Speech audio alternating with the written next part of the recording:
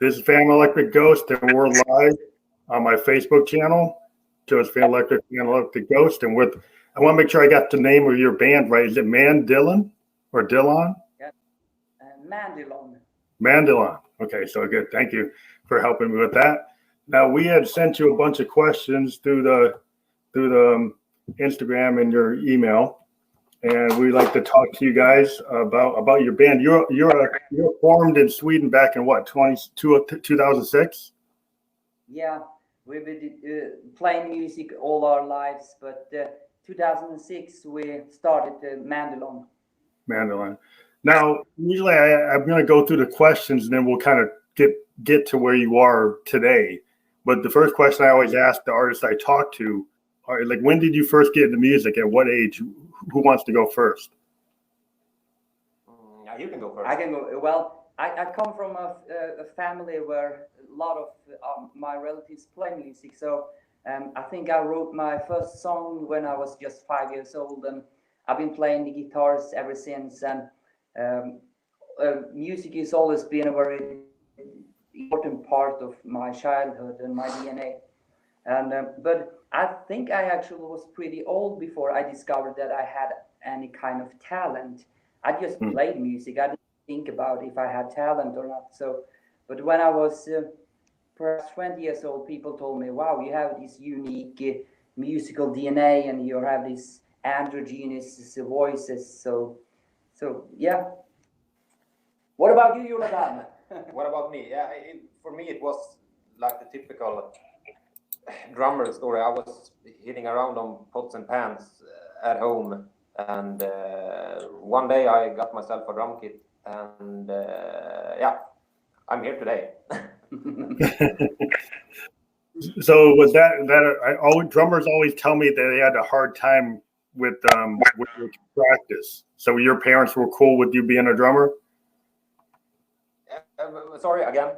Your parents were cool with you being a drummer because of the noise? I think my mother really wanted she divorced. No, but I think my mother really wanted me to play like violin or guitar or something. So now she's pretty happy, I think. But like when I was 5, 6, 7 years old, she wasn't so happy about it. That probably was a struggle. So when came into my bedroom and asked if I heard a cat, because when I played electric guitars, she was afraid that I was torturing the cat. But I told her I want to be a good guitarist. Yeah. So it's I think it's interesting. Like a lot of people start young. It's just like, when did you realize that you could write your own music? Because a lot of people start, they tell me, a lot of musicians I tell, oh, I was inspired by the Beatles. I was inspired by, Madonna. I was inspired by Nirvana. The different places that people come from are inspired by the Clash or whatever, or Bowie. When did you feel like you had something to say and you weren't just going to try to emulate the people you loved? When did you think that you actually started to have your own voice?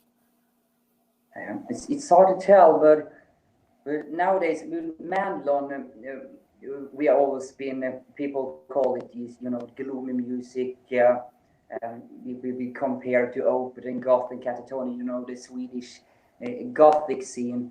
But I think in our DNA we have actually a lot of folk music in us, and even if we try to pretend that we don't have it, we cannot run it from it, because whatever we write and do, there's a bit Swedish and Scandinavian folk music in our genes and in our music.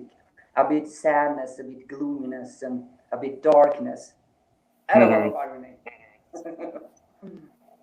And whatever. Well, I think it's good to have that kind of traditional basis in your kind of like where you come from in your musical bones, is like that's where you started. A lot of guys, start with classical when they really didn't like it, and then they kind of break out of it because it's like it's too rigid and they want to be able to go somewhere. But I think folk music is a really cool place to come from, because if you think about it, like an American folk music, like Americana, you think about like the Johnny Cash's, the Waylon Jennings, like the band, Dylan's backup band, that kind of feel, it has a lot of heart. And I think it has a lot of soul, and I think it has a lot of honesty. It's kind of like the way punk music has an honesty to it. And I think when you come from that kind of place, I think it helps your songwriting. I think so, and it's something. It's got a kind of soul. It's a special kind of feelings to it that you cannot emulate. It's rather real or not. So we are proud of our Scandinavian. Yes, the Viking. Yeah. So, but also like I will also into this American grassroots music, like for example, a band called the Horseflies, and not many American know about them, not many people at all, but I do. I love them. Yes. So there is a lot of good music out there, and I think a lot of it comes from folk music as well, especially here in Scandinavia. I think also if you listen to Scandinavian music like ABBA, there is a lot of Scandinavian folk tones in. So. Yeah, it's interesting. I was watching a documentary on ABBA, and I think it was really brilliant how they had come out of your traditional kind of folk tradition or the acoustic, music, and that wasn't something that was gonna. I think everybody who wants to be in a band, they want to make it on the BBC, they want to make it on American radio, and so they got to figure out how to emulate that. And ABBA, that whole documentary kind of showed how they were able to learn and kind of come up with their own style. It was like a Phil Spector kind of wall of sound that they were able to do cheaper because they found out how to do it through studio kind of trickery or like studio capability to kind of layer without having to have the expense of all those overdubs. And I think that was really interesting to me because I always like to watch like music history to see where bands are coming from. And they inspired me a lot in terms of their songwriting and their sound. This is a very unique sound. To have two singers singing simultaneously the way they did still isn't really that common. But it's interesting, like your influences and your reference points, because you have this kind of androgynous kind of Bowie-esque feel to your music. So I'm wondering, is Bowie one of your inspirations? Can you David Bowie? That in? Yeah, I missed that.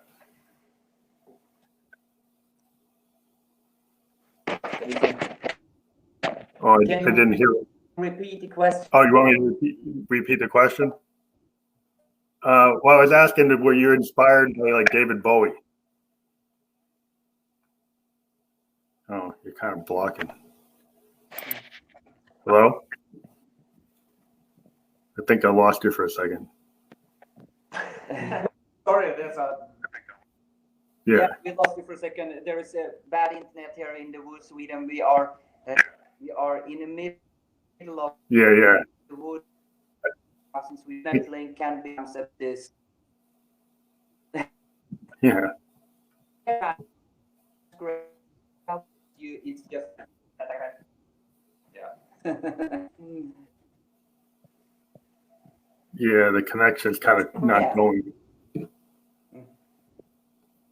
Do you hear me now? No, we're kind of having a bad connection. Hello? Yeah.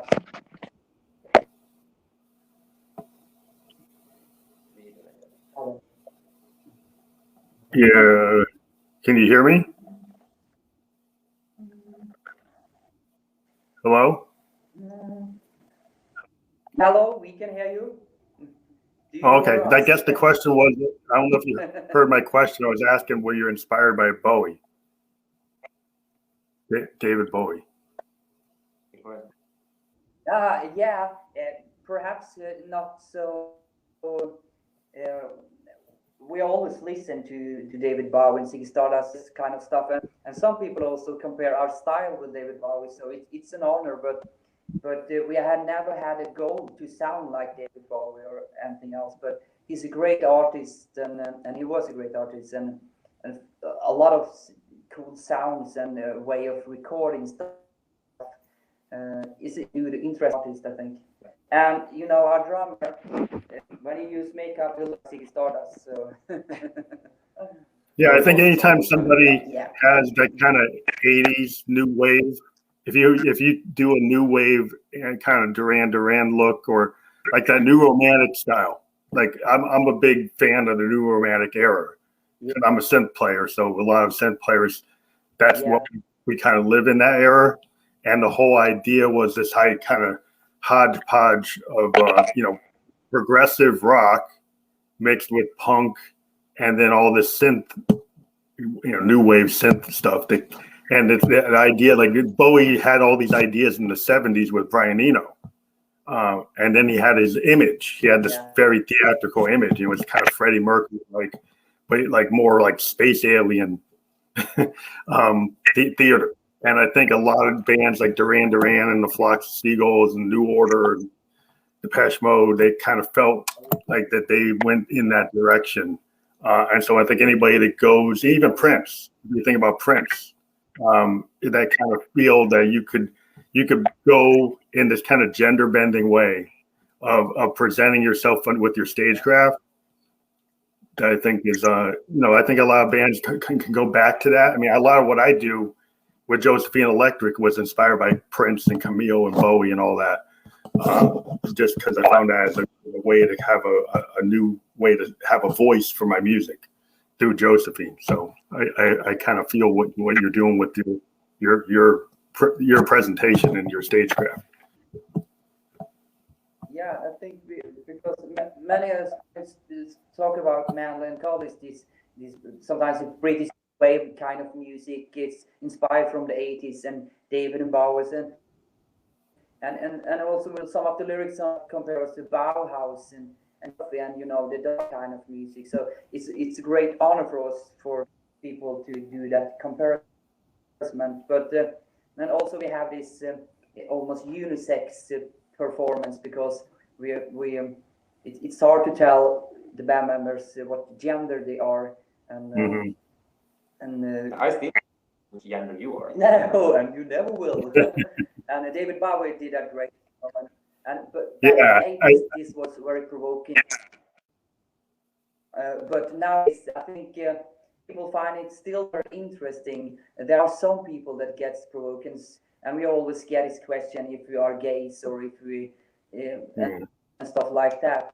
And then we just say we are. Yes, we say, well, only when we are with your dad. Yes. Or else I think the interesting thing was in the 80s, people didn't really think to even challenge Freddie Mercury. I mean, nobody ever really, blatantly came up to him and said, "Oh, are you this? Are you that?" And when Prince was doing it, people would just say, "Oh, that's the 80s," And it was this kind of thing that it just felt right for him to carry that stagecraft, And if it seems like today everybody wants to put something on it and say, "Well, who are you?" And a lot of times it's like it was a show. I'm playing a character, right? And so this is what I do for my stagecraft, and I like to be like Peter Gabriel. Peter Gabriel used to go into different modes, and sometimes he'd wear a dress, sometimes he'd wear a costume, sometimes he'd look like an alien. He'd do whatever the song service the song, and nobody really asked him, what was his gender preference or anything. He was just doing it because that's what he felt the song needed. So do you do your stagecraft to kind of sync up with your music, with what the song means to you? Yeah, that's important. And it's also because I think it's also great to inspire the younger generation, because there's a lot of debate in Scandinavia and Sweden about gender and about equality and stuff like that. And so when we are this genderless band, I think some people get inspired because it's become, even in the feminist play field, they can use our music as a voice, and that's also for us. So yeah, the man, when we now awaken again, it's going to be even more graphic than before. We are going to take the stage performance one step further, and yeah, and play with gender and play with a lot of different effects and discover perhaps my voice even more, and the androgyne sound will get bigger and more exciting. Yes. Yes. Can you elaborate? Yeah. So Experiment a lot with drums. so is this for the 2021 new album? You're working on a new like performance stagecraft to go with the new album? Yeah, we work a lot of and we collaborate with other artists, with fakirs, we have dance group that going to help us. So instead of just working with the music, we are simultaneously working with other art forms like pictures, paintings, with Art theater and stuff like that. so video directors and video artists. Yes, and that's a very fun way to work because we don't know if we can be very successful, but we know that we can still create good art and find output for our spirit, our motion, and that's the most important thing because there is pretty hard to get through, all the internet voice and to get your voice heard these days because there is so much music out there. But we are focusing in great music and art, and hopefully people will appreciate it and discover it. So when you guys broke up, like in 2009, you had gone into like film, and you did your own solo album, and you did some stuff for churches and theaters. Is that kind of like, were you always doing a lot of video stuff back when you started the band, or is that something that you've gone into more now? No, I've always been writing music, and so the album we're working on will be my 6th album, and your 4th album, I think. Yes. So My 4th with you. Yeah. So, and then second Mandylon also. I've always been writing music and working in different projects, and even when we did Mandylon, I did my folk music stuff, and I also did my Swedish music stuff, and we will still now we will focus much of our energy with Mandylon, but I'm sure we still will work with other projects as it's art is art. It's like eating food, you cannot eat only potato even if it's good for your health. You must have different kind of food intake. So, and this is how we look at music and art. We will have some fries once in a while as well. Yes. But when I was listening to your album, A Good Excuse and A Yellow Sun, which I guess you've re-released to streaming services for 2021, but it originally came out in 2008. Is that right? Yeah. Yeah. One of the songs I really like is Gloomy Sunday. Can you talk about how Gloomy Sunday came about? Well, actually, that is one of the oldest songs on the album. I wrote Gloomy Sunday. I think I was in a bit gloomy mood that day, and I think I wrote it back in 2004, 2005. Back then, I'm in Sweden, and it came to me. And I think I wrote something 15 minutes or something. Often the music comes from the lyrics.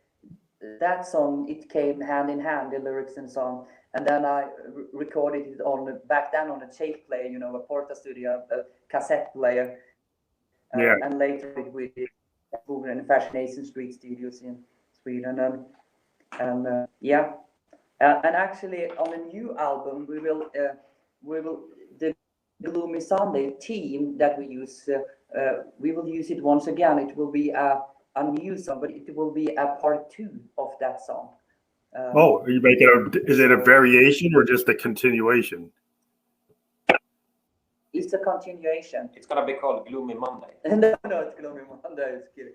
But it's we will continue to travel. So people that heard Gloomy Sunday will think, aha, this is I know this one, but it's a completely new lyrics, but it's in the same field, and it's actually en fortsättning. Vad är det på engelska? Yeah, you can say it's the part 2 of Gloomy Sunday. Yeah.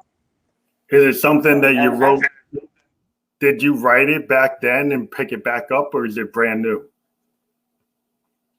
I started to write it back then, and we planned to actually have that also on the record, but it weird 10 songs and to that same, it was so similar, so I kind of got it, but back a year ago I remember it again. I think this up again, so I recorded it in my studio because I built my own studio now, so so I recorded it, and it's a very fun song also to play on a guitar because it's so easy and it's so logical, and it's in mathematics, so it's a fun song to play. I like the feel of it. It had that kind of 80s, it had that kind of new wave feel to it, new romantic feel. That's what I liked about it. So you talked about, you did this one, but you did this like on a Tascam or a Fostex like tape recorder when you originally did it, the original song, Gloomy Sunday. You know, you did on early 2000 before. Yeah. Before the Cubase and all that stuff, you know, we had this old cassette player. So when we had a tape recorder, so when we had an iCard on this tape recorder, and then we went back to the studio and did a real recording. And I actually sometimes miss the old kind of writing music. Now you, of course, when you have an idea, you take your mobile phone and you record stuff. And but I miss the old days when you have rec and play, old cassette there. Yeah, a lot of what I do is I still have an old 4-track Tascam, and I like to lay things down because I use a lot of analog gear. I got a lot of Moogs and stuff, and I find it's cool to kind of do lo-fi stuff with analog tape, especially like if you're trying to capture an analog synth. It just sounds kind of more warm if you put it on the tape, and then I'll bring it over. I might sample it and then bring it into a modern DAW. But I like to kind of put the ideas down on old 4-trackers because the cool thing then is you kind of have to do the whole song. What I like about it is like if you go back in the old day, if you put something down on a 4-tracker, you kind of had to actually know the song. You end up learning the song because you're writing, you had to play everything. You couldn't just go onto the grid and fix it. You had to actually get it down to at least a demo format, and then you actually knew the song, you know. And I kind of like that. I still like to record that way. I also love the analog way of recording. So when we record this new album, we use a lot of old analog Swedish-made stuff, and it's so fun to record that way. And I have this honor because we have a great drummer that actually can play drums. That's me. That can play drums for me. And some part are also, of course, is played live in the studio because we love the old way to record stuff. So is there full band? Is there like a 4-piece or 5-piece band? What's the full size of your band? Do you like record as a band and mic it, like so you're all playing live and kind of track it that way, or do you kind of do it overdub? Yeah, and we are 4 people when we play live, and yeah, me and I'm the singer. I'm the singer, and I also play the guitar. And we have one guitarist and one bass player, and this guy. And sometimes we are also use this backtrack machine when we have the synthesizers. But nowadays we have this extra person with us that has play actually the synthesizer because it's hard to improvise when you got everything on backtracks, because if something failed, you have to start from the beginning. So you're kind of locked in. Yeah. So it's kind of old school. Yeah, well, I'm a keyboard player, so I kind of appreciate that. I appreciate when people bring live keyboard players back instead of just running backing tracks because kind of like that's my business, you know, being a keyboard player. So like there was this is I don't know, last couple of years a lot of people were kind of into backing tracks and not having like the 80s type of keyboard players involved, because you could just run a backing track on an MPC, or you know, you could just run it off your DAW, off of Ableton.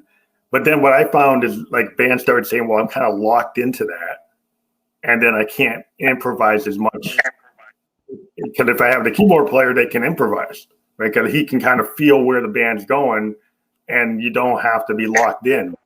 And so I think a lot of people who like, you know, still play guitars, still play basses, still play drums, it just feels better if you have that kind of setup. At least for me, I'm kind of from the '80s, so yeah, that's my preferred way of doing things. But yeah, and that's we discovered that when we're working with other projects now, to have this pre-recorded stuff, it only makes us stressed out.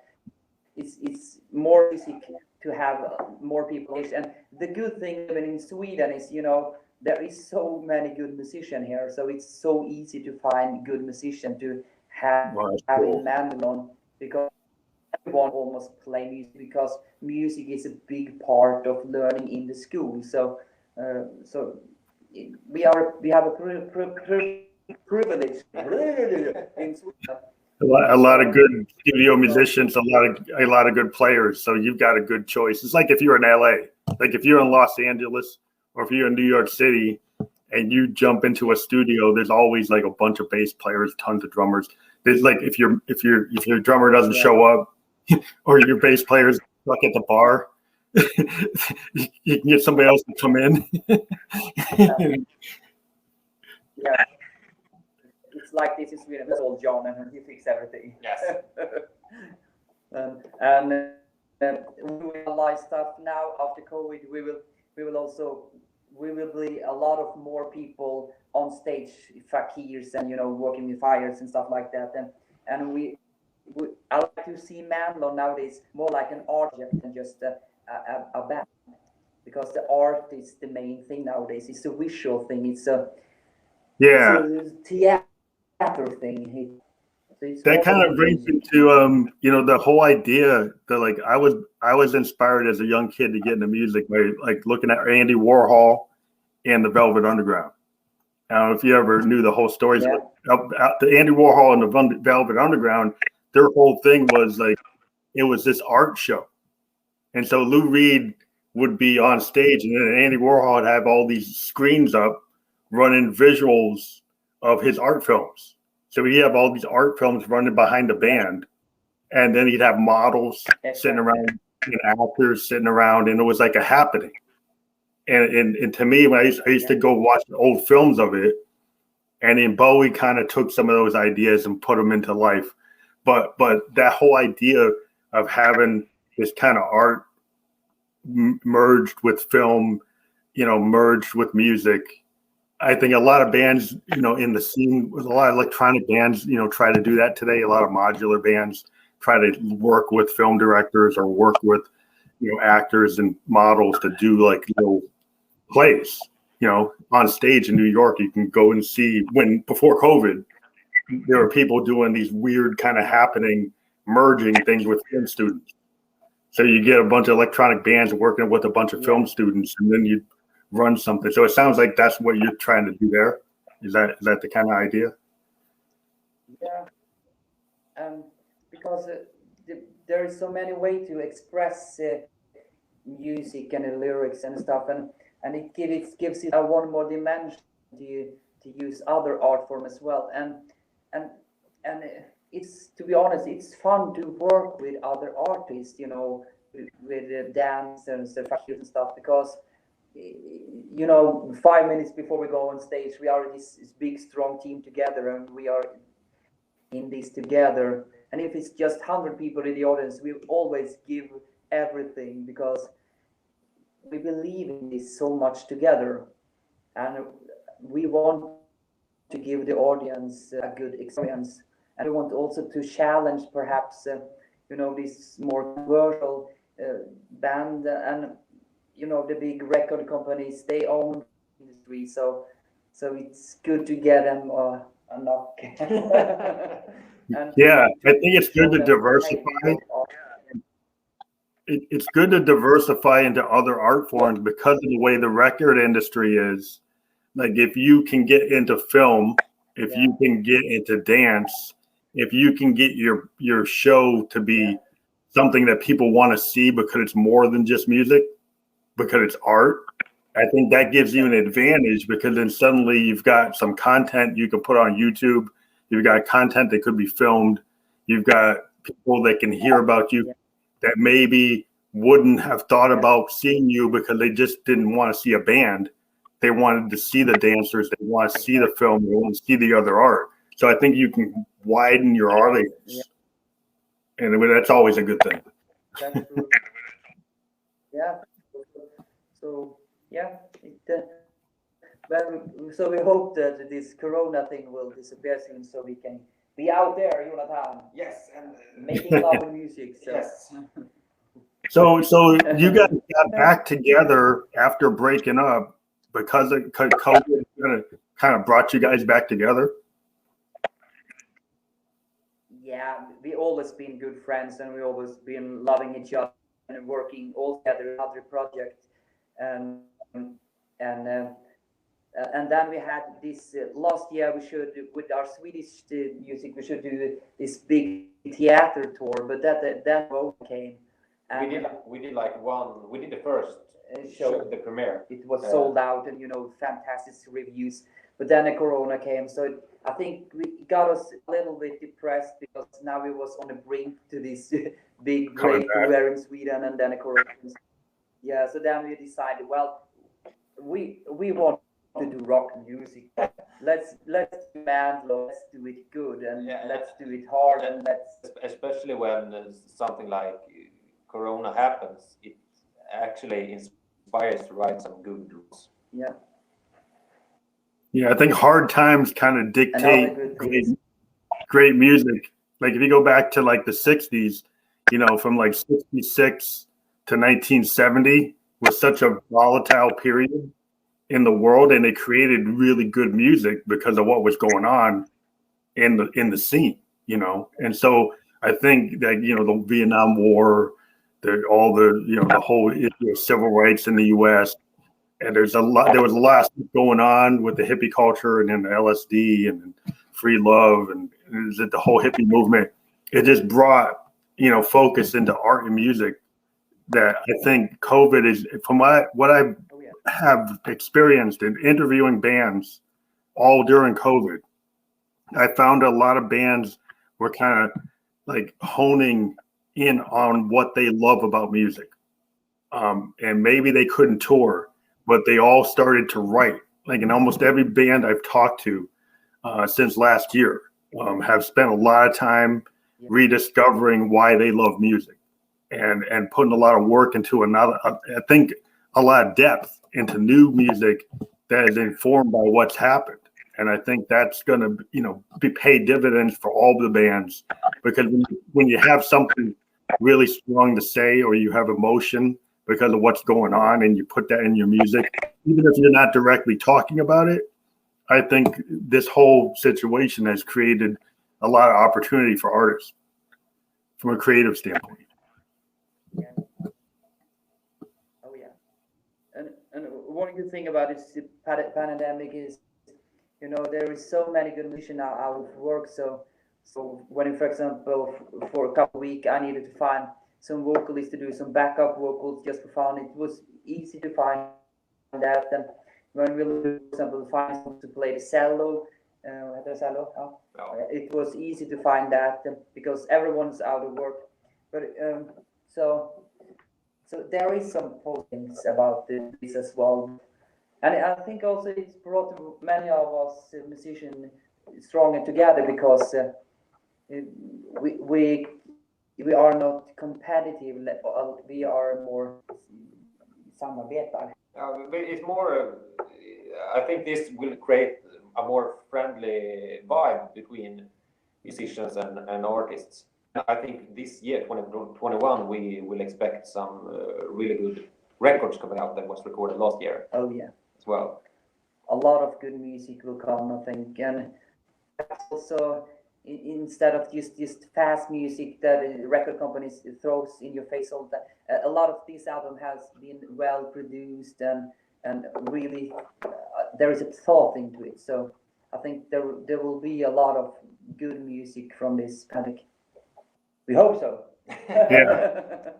Well, I think one of the things I've heard from a lot of bands is because you don't have to tour, the amount of time you can spend honing the songs is more than we've ever been given. Like most of the artists I've talked to said, and I've been able to spend more time on their record because they normally have to tour, because the only way we make money usually is we have to tour really heavy, at least in the US. And I think that's pretty worldwide. It's like, because we don't really make a lot of money from selling the music. You make more money from actually playing shows. And so we typically have been so busy in a typical year that you don't have a lot of time to actually hone your record. You'll work on it, but you don't have a dedicated period of time where that's all you can focus on. And I think that is going to be very significant in the quality of the music that's coming out. Yeah, I think so. Me too. So, oh yeah. But I miss being out there and playing. But yes, the Corona will stay, and then we will be ready. I think. But a bad thing, a lot of musicians will be ready. So will be a lot of competition. Yeah. But we will do our best. So you guys are still not able. So you're not able to do live shows yet, right? You guys aren't authorized to do live shows in venues yet, right? Yeah, we have always done a lot of live show, and it's kind of been a very important part of our identity. And when it's coronavirus, I think it was hard for many of us in a band because that has been the way that people know us, and that has been a very important part of us.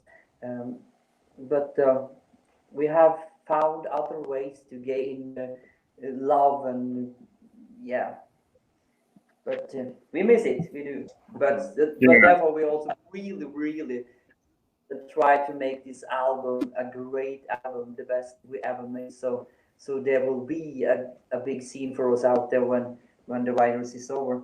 And also we will, of course, we can also do live performance on the internet, of course. So that's something we will probably do in the future. Yeah, do some live streams. Yeah. No, so I've seen some. Also when. Yeah. Are you guys gonna do live streams from like a venue that's set up without an audience, so that you still have like a stage feel, or are you gonna do it from like a studio? Do you have ideas of how are you gonna do live streaming? I think we will rent a theater scene and perhaps do a live concert from there without an audience and just stream out live, because there is something magic about doing stuff live, even if you're playing the wrong stream, but it's still live. It's wonderful to do something live, and I think the audience also appreciate it. So. Yeah, we've seen some bands in the U.S. actually.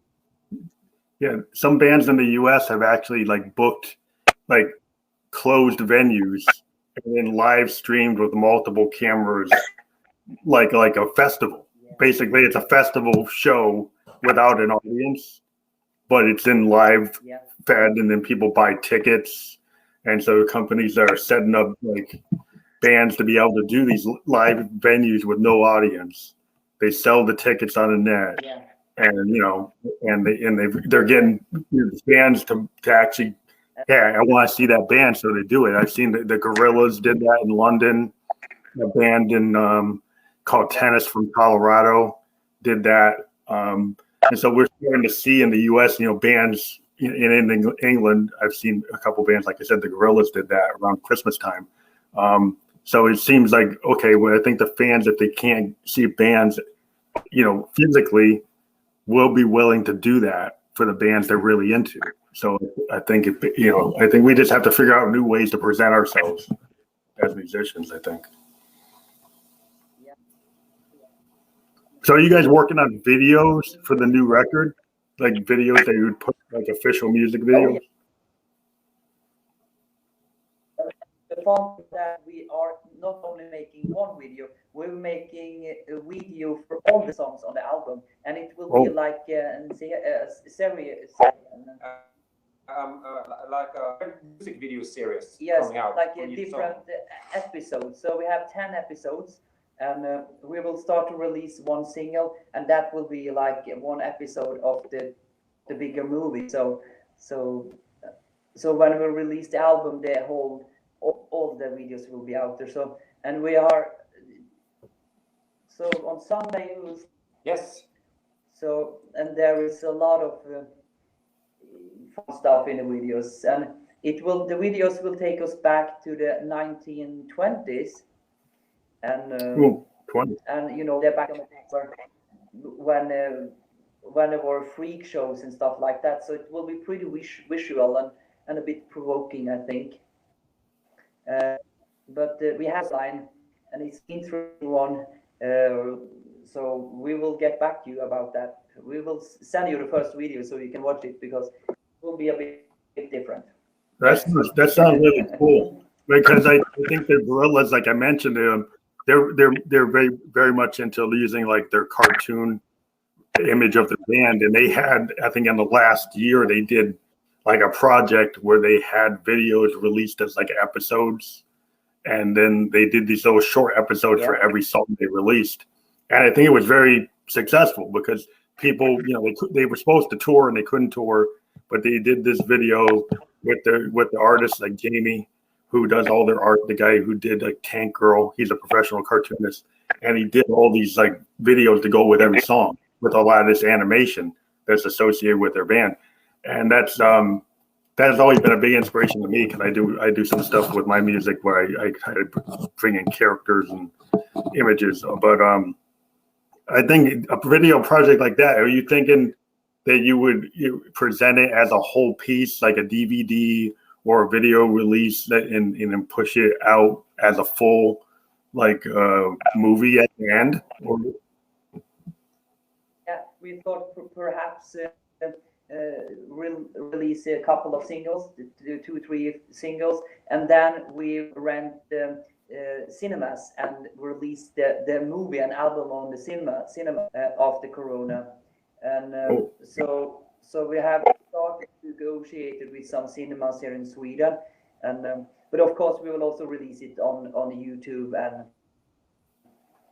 perhaps DVD, but not so many people use CDs and DVDs. Maybe we can get Netflix to buy our music videos. Oh, they can buy it. They can get it for free.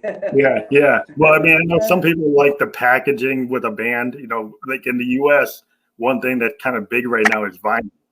So I don't know if vinyl is big in Sweden, but a lot of people have found that when you really can't get people to buy CDs, but people are willing to buy tapes, and they seem to be willing to buy vinyl, at least in the U.S. Do you have that same thing going on in Sweden of people getting back into vinyl? Yeah. Oh yeah, vinyl thing, and the newest now is cassettes. They're also being upswing in that, but vinyl very big. But the CD is down dead, but vinyl is very big. So they are opening new vinyl stores and stuff like that, and there is also a factory where they produce this stuff here around. But the CD is dead, but vinyl is alive, and the cassette is got this romantic nostalgia stuff over it. So I don't buy, but a lot of people love them.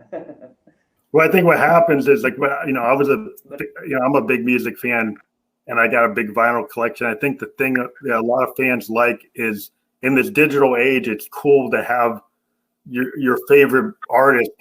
You have something physical from them, right? So you get a T-shirt, you get a poster. But if you get vinyl, I think the appeal of vinyl is you get a big canvas, and then the band presents their art to you in this bigger canvas, right? So you can get liner notes that you can actually read. You can get really interesting artwork. And I think it pulls you into the whole vibe of the band. And so it's more than just listening to a Spotify playlist. You're actually able to kind of feel the full mystique of a band. You know, I remember picking up a Led Zeppelin album, and it had like a spinning wheel, and you would sit there and you listen to the whole thing, and you're looking at the liner notes and you're spinning the wheel, or you're looking at all the artwork, and it kind of pulled you into the band and made you want to focus on the band. And I think that's a cool thing if you think about it, in a world where people are listening to 2 minutes of your song on a playlist with 20 other bands. When you get back to vinyl, they'll listen to your whole project. So they kind of get pulled into your vibe. So yeah, it's a bit expensive to do the vinyl, but it's worth it because you will probably make up for the money pretty soon by selling them on live gigs or stuff like that. Yeah, because, I found that like if I go to a live gig in New York and I sell like my vinyl in a bunch of live gigs, I'll make more money than I make on Spotify all year. Yeah. Oh yeah. Not to push down Spotify because I'm actually work for them, but you know, kind of like you gotta do what you gotta do to make money as a musician. You know, you kind of do what you need to do. But it's kind of like we used to sell the cassettes out the back of our trunk in the hood. And I guess that's coming back.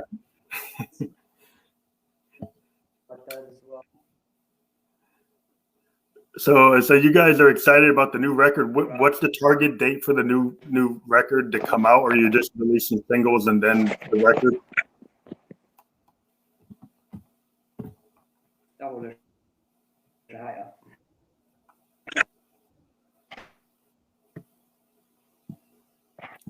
I just asked about, like, I know you said you're releasing like the art project for you're gonna do the film for, you know, the video for every song. But is there an overall like album coming out for 2021? We'll think the first come perhaps in 1.5 months, and the album we do not have a date for it, but it depends also if there is a record company that want to release it, or if we want to do it by ourselves. Okay. So there are also, but we haven't any new contracts, anything. But we will at least the first episode of this and the videos and the single we will release it in perhaps 1.5 months, and then we will see how big the interest is. But we hope that we also can do, you know, the LP and stuff like that, because we love the LP and it warms, you know, the sound from the LP. It's something different. It sounds other. It sounds like another dimension. Yeah, I love it. So you got the record's totally in the can. You're done. You finished the record. You just got to figure out how you present the video projects. And you're going to do this first one in a month and a half, and then you see the reaction, and then you've got, you know, planning from there. You'll release maybe singles, and then see how that goes, and then eventually, if you get enough people showing a heavy interest, then you'll go forward with other things. Yeah, and we will. So we will. Yeah. So it will be interesting to see how much people we can get through with the first single. It's pretty hard nowadays, you know, to get through all this internet noise. There is so many good bands out there, and we have never been good at this social stuff. We think it's pretty hard to do, but we're learning, and we're trying to get out there, and I'm sure that new people will discover our music. But as we said, we always at least try to make good music and good art, and then we can just hope and pray that people also will discover it. So. Yeah. Well, I was listening to your album again. Another song that I really like is Mother. So Yeah. from your album, A Good Excuse and the Yellow Sun. So can maybe you talk about that song a little bit? Yeah, it's written from about my mother, and it's about these, you know, the bad days, and how I could see my mom's pain and how she suffered and stuff like that, and also how she's always been supportive in her own kind of way. So it was a very emotional song to write, and also a very emotional song to record. I know when we record, I think I took 8 or 9 hours just to record the vocal because it was not so technical hard, because that had never been an issue, but it was a bit hard for me in a mental way. But that is a song that we always play it live on live show, because it's people seem to like it because they feel that it's real for some reason. Yeah, it feels like it's a personal expression. You know, it's cool. What I love about singer-songwriters is the fact that you're getting a window into their life. And a lot of singer-songwriters are willing to kind of take a part of themselves and put it in the song. And it's not just like it was written by some producer and it's just a banger hit, right? It's not that that's a bad thing, but I think what people like about singer-songwriters is they're actually getting the story from the artist themselves, direct. It's not filtered through but you know, like professional writers and other people. It's actually that person's, like reading a novel. You know, I always found that like listening to good singer-songwriters is like reading a good novel. Is you're getting into the heart of the person, you know. Oh, yeah. And that's a good thing. We are not on a big record company, so we are so free in our expression, and we can write and say whatever we want. And there is not a producer that tells us to write in a specific way, and that's a good thing, because then it comes directly from our hearts. Sometimes the lyrics can be perhaps a bit difficult to understand, a bit cryptic, but it's us and it's for real, and that's, I think it's very important for us to always be real and to be honest about stuff. And yeah, you're right. It sounds that actually has happened. And on the ballad "A Good Excuse and a Yellow Sun," there is a girl that I sing about that I really love, and I think it's interesting about not just fictional stuff. It's directly from the heart. Now the title track, I like, again, maybe like an understanding of what's the feeling for A Good Excuse in the Yellow Sun. Is like, what's that? Did that come from something that happened in your life? Well, actually, when we were in studio and we're going to record that song, I did not have a name for the specific song, but we was always joking about, if you have a good excuse for stuff, it will make your life easier, and if the sun is shining, it will also make your life. So good excuse and a yellow sun will make our hard life good enough.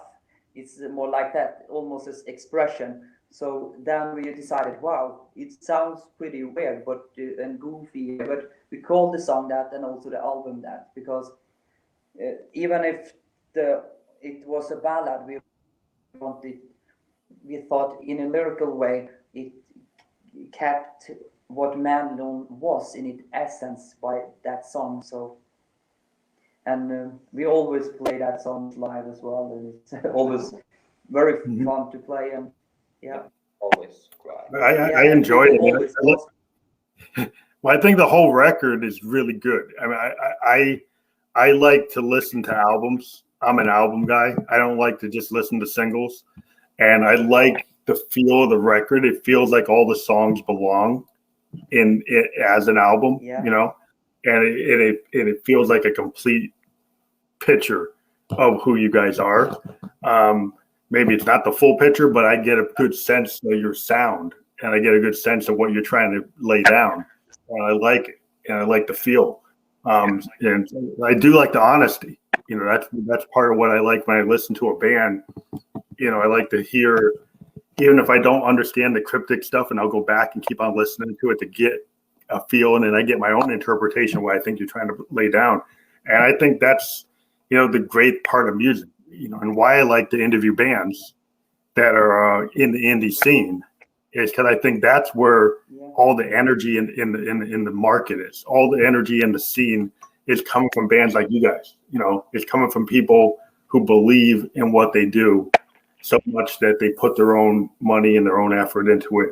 And I appreciate that. I appreciate guys that do that, and the girls that do that too. You know, I talk to a lot of different people, and you guys are. I really like your music, and I think it's like I wanted to present it to my audience because I think they need to hear what you guys are doing. Thank you so much. Thank you. We appreciate you that you like our music.